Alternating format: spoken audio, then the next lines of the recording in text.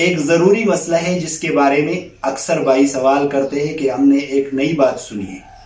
اور وہ نئی بات یہ ہے کہ آدمی جہاں پر موجود ہو وہاں کے حساب سے صدقہ فطر ادا کرے گا۔ تو یہ نئی بات نہیں ہے، یہ مسئلہ ہے، پرانا مسئلہ ہے، اور ہم نے کئی سال یہ مسئلہ بتایا ہے، لیکن آپ لوگوں نے ابھی یہ مسئلہ سنا ہے تو اس وجہ سے یہ مسئلہ آپ لوگوں کو نیا لگ رہا ہے۔ یہ مسئلہ نیا نہیں ہے، آدمی جہاں پر موجود ہوگا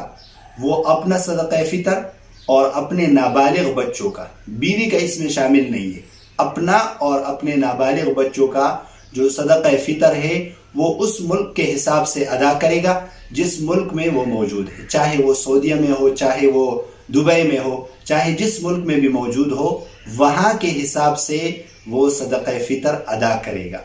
اور پھر چاہے وہ اس ملک میں ادا کرے اور چاہے تو پاکستان میں ادا کرے، لیکن ادا وہاں کے حساب سے کرے گا، اپنا اور اپنے نابالغ بچوں کا صدقہ۔